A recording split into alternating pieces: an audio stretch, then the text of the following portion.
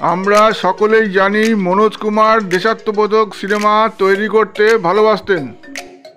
অবশ্য অন্যের পরিচালিত সিনেমাতেই তিনি নায়ক হিসেবে অভিনয় করা শুরু করেন। প্রথম কয়েকটি সিনেমা ফ্লপ হওয়ার পর হরিয়ালি और রাস্তা সিনেমাটি তার ভাগ্যের চাকা ঘুরিয়ে দিয়েছিল। এই সিনেমাটি সুপার ডুপার হিট হয়েছিল। 1965 সালে প্রডিউসার কেয়াল কাশ্যপ শহীদ নামে একটি দেশাত্মবোধক সিনেমা তৈরি করেন। এই ছবিটির পরিচালক ছিল এস রাম শর্মা। মনোজ কুমার প্রাণ ও কামিনী কৌশল অভিনয় করেছিলেন।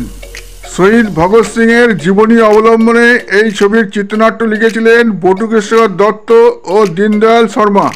প্রডিউসার কেয়াল শর্মা যখন প্ল্যান করলেন বিপ্লবী ভগৎ সিংকে নিয়ে শহীদ সিনেমাটি তৈরি করবেন, তখন নায়ক মনোজ কুমারকে নিয়ে বিপ্লবী ভগৎ সিং এর অসুস্থ মায়ের সাথে চণ্ডীগড়ের হাসপাতালে দেখা করলেন।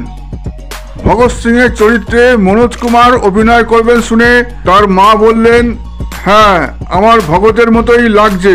এই কথা শুনে সেদিন মনোজ কুমার আবেগে কেঁদে ফেলেছিলেন। শহীদ নামের এই সিনেমাটি 3টি বিভাগে জাতীয় পুরস্কার পায়। সম্প্রতি মনোজ কুমার আমাদের ছেড়ে চলে গেলেন। তার অনবদ্য অভিনয় আমাদের চিরকাল মনে থাকবে। ভালো লাগলে চ্যানেলটি সাবস্ক্রাইব করে পাশে থাকবেন।